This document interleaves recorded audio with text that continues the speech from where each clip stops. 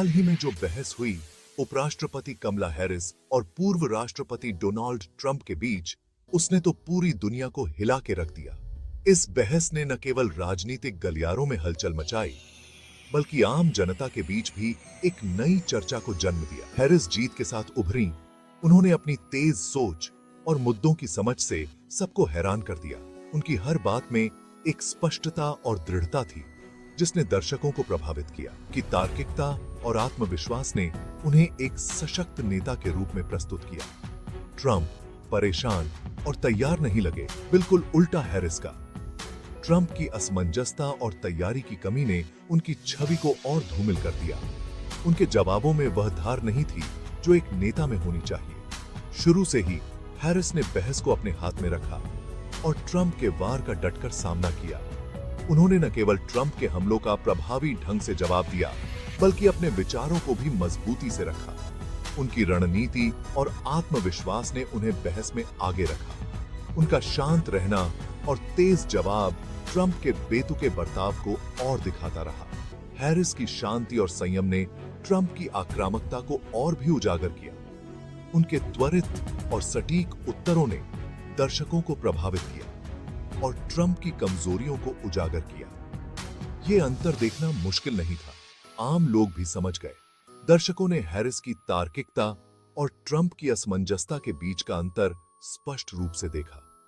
यह बहस आम जनता के लिए एक आंख खोलने वाली साबित हुई। यह बहस बहुत इंपॉर्टेंट मोड़ साबित हुई। इसने हैरिस को एक मजबूत दावेदार बना दिया। राजनीतिक विश्लेषकों ने भी हैरिस की इस जीत को महत्वपूर्ण माना और उन्हें एक सशक्त नेता के रूप में देखा। इस बहस ने हैरिस की छवि को और भी मजबूत किया। इसने ट्रंप की कमजोरियों को भी उजागर किया और ये सवाल उठाया कि क्या वो इस पद के लायक हैं। ट्रंप की असमंजसता और तैयारी की कमी ने उनकी नेतृत्व क्षमता पर सवाल खड़े कर दिए।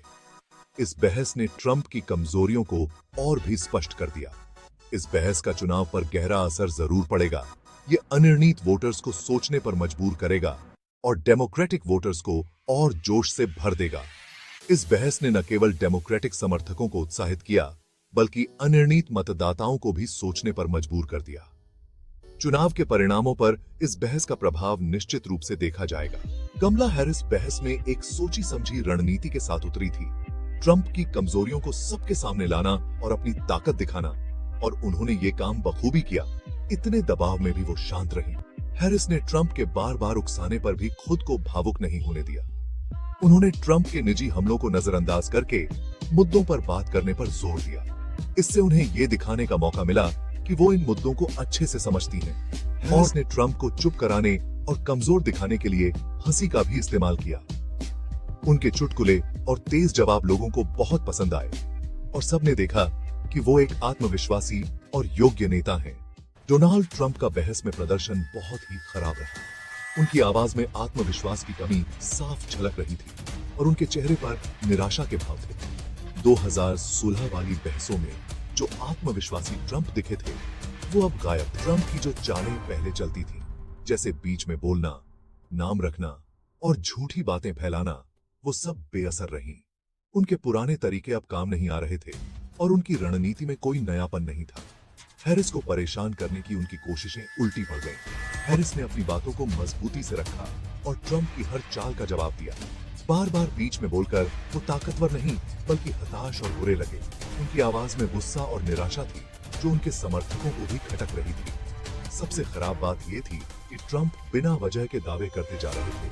बहस खत्म होते होते ये साफ हो गया था कि ट्रंप ने अपना ही नुकसान कर लिया है। हैरिस की जीत स्पष्ट थी और ट्रंप की हार ने उनके समर्थकों को भी निराश कर दिया। उन्हें बहस को व्यवस्थित रखना था और सबके लिए बराबरी का माहौल बनाना था, जो बहुत मुश्किल काम था।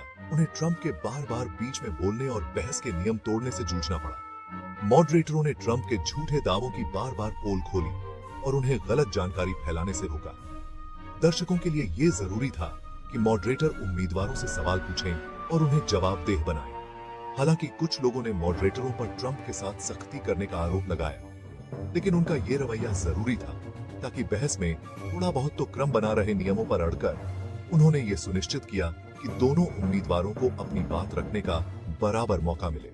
इस बहस के बाद जो कि काफी तीखी और महत्वपूर्ण थी, दोनों पार्टियों को अपनी रणनीति बदलनी पड़ी। बहस के परिणाम ने सभी को चौंका दिया और रणनीतिकारों को नए सिरे से सोचने पर मजबूर कर दिया। हैरिस के लिए अब जरूरी था कि वो अपनी जीत का फायदा उठाएं। उन्होंने अपने समर्थकों के साथ जश्न मनाया और अपनी नई रणनीति पर काम करना शुरू किया। उनका अभियान इस बात पर जोर देने लगा कि वो मुद्दों को कितनी अच्छी तरह समझती हैं। उन्होंने टाउन हॉल में नीतियों पर चर्चा की और अपने मतदाताओं से सीधे संवाद किया और ट्रंप का सामना कैसे कर सकती हैं। हैरिस ने अपने आत्मविश्वास और मुद्दों की गहरी समझ को अपने अभियान का मुख्य हिस्सा बनाया। दूसरी तरफ ट्रंप बचाव की मुद्रा में आ गए। उन्होंने अपने सलाहकारों के साथ गहन चर्चा की और अपनी रणनीति पर पुनर्विचार किया। उनका अभियान इस बहस को कमतर दिखाने की कोशिश करने लगा। ट्रंप ने बहस के परिणामों को नकारने की कोशिश की और इसे जनता के सामने कम महत्वपूर्ण बताया।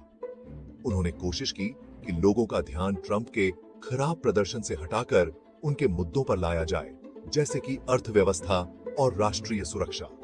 लेकिन उन्हें ज्यादा कामयाबी नहीं मिली। उनके समर्थक निराश हो गए और अभियान को गति पकड़ने में मुश्किलें आईं। इस बहस ने दोनों पार्टियों को अपने तरीके पर फिर से सोचने पर मजबूर कर दिया और उन्हें अपनी रणनीतियों को नए सिरे से तैयार करने की आवश्यकता महसूस हुई और यह दिखाया कि राजनीति में बने रहने के लिए बदलते हालात के साथ बदलना कितना जरूरी है। इस घटना ने यह स्पष्ट कर दिया कि राजनीति में सफलता पाने के लिए लचीलापन और अनुकूलनशीलता कितनी महत्वपूर्ण है। इस बहस ने पूरे अमेरिका में जबरदस्त प्रतिक्रिया दी। सोशल मीडिया पर लोग अपनी राय रखने लगे। बहुत से लोग हैरिस के प्रदर्शन से हैरान थे और ट्रंप से निराश। बहस के बाद हुए सर्वेक्षणों में लोगों की राय में बड़ा बदलाव दिखा। ज्यादातर लोगों ने हैरिस को विजेता बताया। ये बदलाव खास तौर पर उन लोगों में देखा गया जो किसी एक पार्टी के साथ नहीं है। दोनों ही पार्टियों के नेताओं ने इस बहस पर अपनी राय रखी। उन्होंने विश्लेषण किया और भविष्यवाणियां की। डेमोक्रेट नेताओं ने हैरिस के प्रदर्शन की तारीफ की और इसे एक बड़ी जीत बताया। पूर्व राष्ट्रपति बराक ओबामा समेत कई बड़े डेमोक्रेट नेताओं ने हैरिस की बुद्धिमत्ता, धैर्य और मुद्दों की समझ की सराहना की। उन्होंने कहा कि हैरिस का ये प्रदर्शन बताता है कि वो नेतृत्व करने के लिए तैयार है। लेकिन रिपब्लिकन नेताओं की राय बंटी हुई थी। कुछ ने माना कि ट्रंप अच्छा प्रदर्शन नहीं कर पाए, तो कुछ ने उनके बचाव में दलीलें दी और कहा कि इस बहस को ज्यादा तवज्जो नहीं देनी चाहिए। रिपब्लिकन पार्टी के अंदर की यह बंटी हुई राय पार्टी की अंदरूनी कलह को दर्शाती है और ट्रंप के दोबारा जीतने की संभावना पर सवाल खड़े कर दिए। चुनाव में बस कुछ ही हफ्ते बाकी हैं और दोनों ही पार्टियां हर वोट हासिल करने के लिए एड़ी चोटी का जोर लगा रही हैं।